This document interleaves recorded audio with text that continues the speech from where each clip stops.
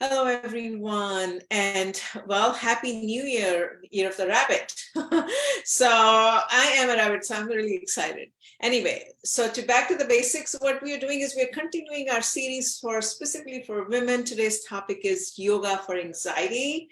We have Lauren with us. Lauren is a yoga therapist. She specifically focuses on women's health and endometriosis, women who are going through that. As a result, they face anxiety and mental health issues. So that's the focus. Welcome and namaste, Lauren.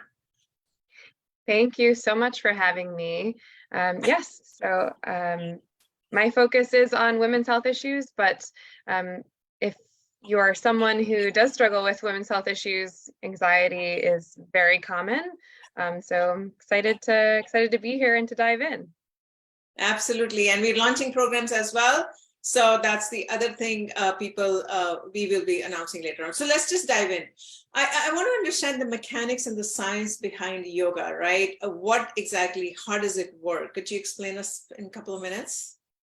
Sure. How does it work for anxiety? Yes, absolutely. The mechanics and science, how yoga helps with the anxiety. Absolutely. So something to keep in mind is that anxiety can be caused by being under a period of stress for a long period of time. Your nervous system can be in a state of dysregulation from either just chronic stress or from having a trauma history. And it can also be caused by some physical symptoms. And so it can feel really threatening to be to be in your body. And so part of the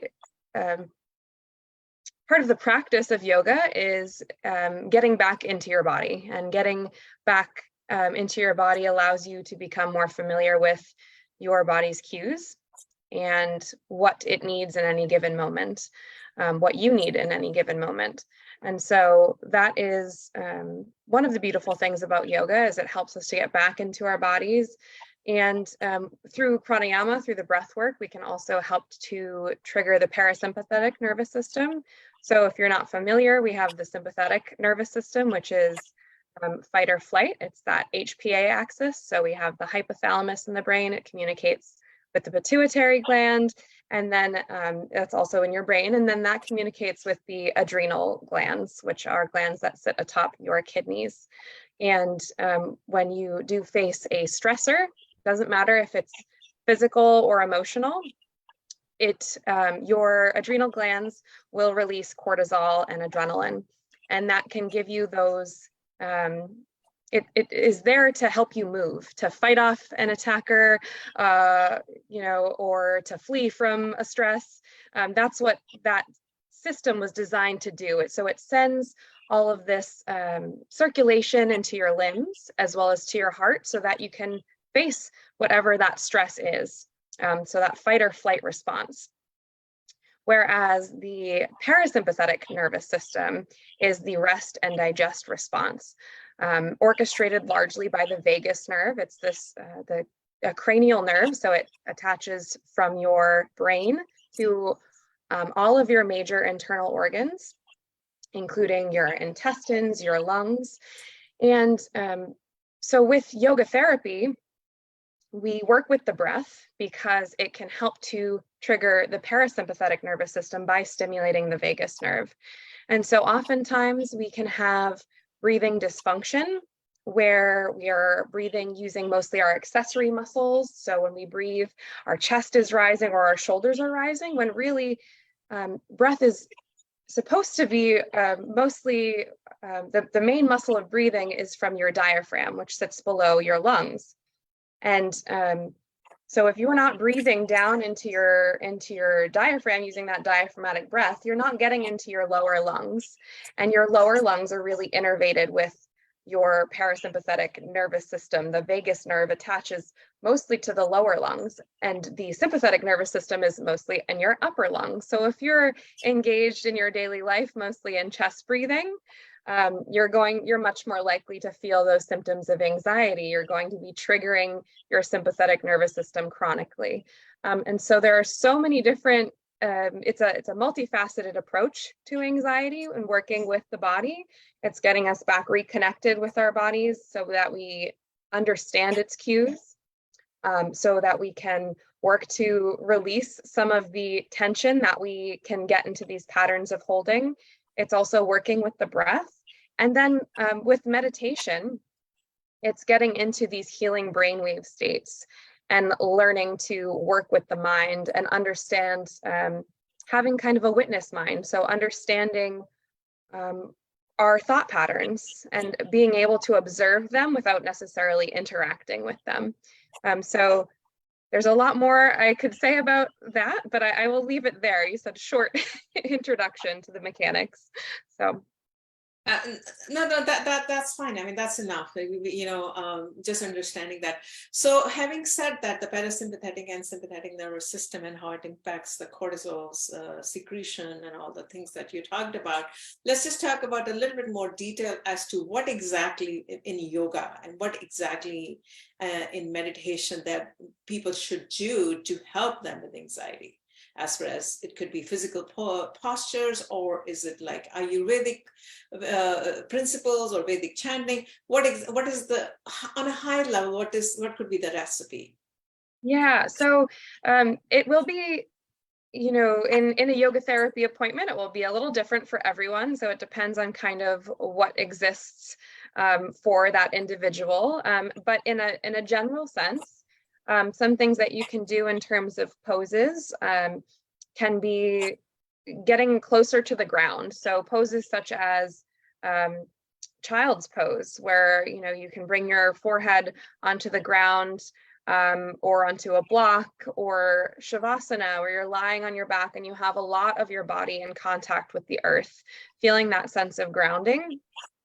And that can translate throughout your day. If you focus on grounding and feeling that connection with the earth in your yoga practice, when you're washing your dishes or you're brushing your teeth, if you get into this routine of bringing your focus down to your feet, down to your connection with the earth, you can bring your nervous system down in that way.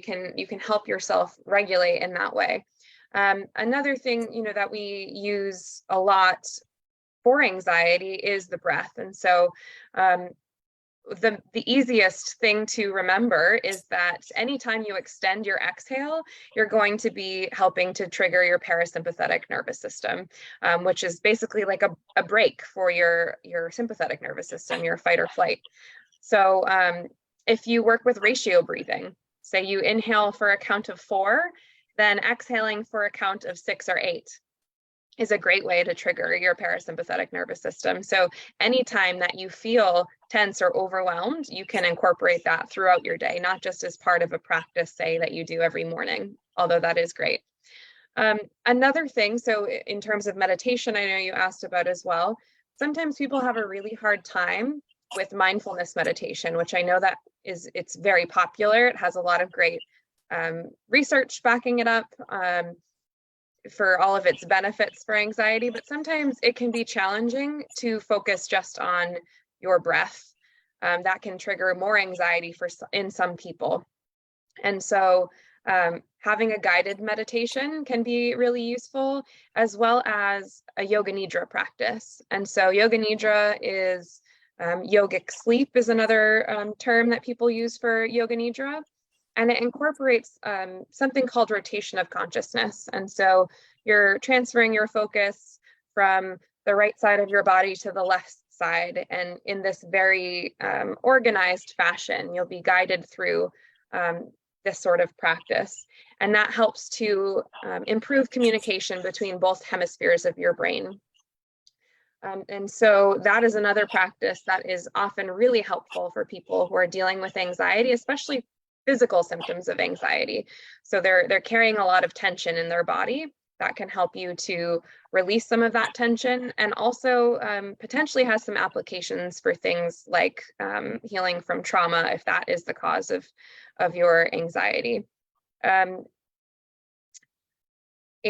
I guess one other thing that I'll mention, you talked about Ayurveda, bringing in principles from Ayurveda. And so anxiety, for anyone who's familiar with the doshas, I would say that anxiety is more often a sign of Vata imbalance. So Vata being air and ether, the elements of air and ether. And so there's a lot more, I guess we could say, about Vata imbalance, but that's just one thing to think about. It can be a sign of Vata imbalance, and so you might notice your anxiety spike more during, the Vata time of year, or when it's like windy, starting to pick up windy and get cooler in the fall in the northern hemisphere.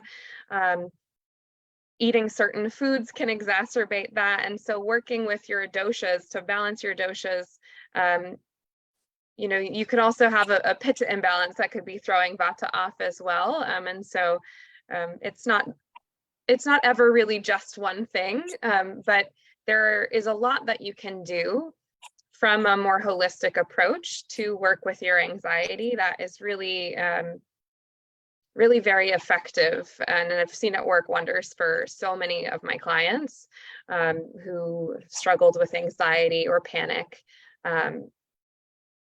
Yeah, that's Okay. No, I think that's great. I mean, there's this topic is so elaborate and vast that we cannot be covered in 10 minutes. There's so many things like herbs also. Ashwagandha is there. yeah, Then there's a Abhyanga massage, right? The oil massage that can help. The Shirodhara, absolutely. I know, has a lot of research on anxiety, the oil that's going on your forehead. So we can go on and on. The whole idea is to introduce our community with the power of yoga, yogic breathing, Vedic chanting, and how the mechanics of it works. Anything else you'd like to add before I wrap up? Yeah. So you mentioned Vedic chanting. So chanting is another thing that is had researched more. It has obviously millennia of use in different cultures throughout the world of chanting practices. But in recent years, there's been more research showing that chanting is really effective at triggering that parasympathetic response. And I think part of that has to do with the fact that it is helping with that breath regulation. But when you're chanting out loud, it is also very challenging for your mind to be elsewhere and worrying about what you're going to be, serving for dinner that night or how you're going to handle a situation at work. It gives your mind that single pointed focus to really attach to, so that so you have the breath regulation and you also have the mental focus. And so chanting is a really beautiful practice. And then in addition to that, they've talked about humming, and chanting is very similar to that, to humming, in that both of them can help to stimulate the vagus nerve that does travel down through your throat. And so that is another way that they've proposed that it might be helping to trigger the parasympathetic nervous system. So definitely a beautiful practice to incorporate. All right. Well, thank you so much, Lauren, for such an insightful information and topic. It's a very fascinating topic, and most of us are either stressed out or feeling anxiety, irrespective of whether you are a woman going through endometriosis or any other issue. This is a universal issue. So incorporating or embracing holistic therapies is something that we advocate, and of course Lauren is advocating right here. With that, I'd like to thank you so much, and namaste, and keep supporting us. Thank you very much.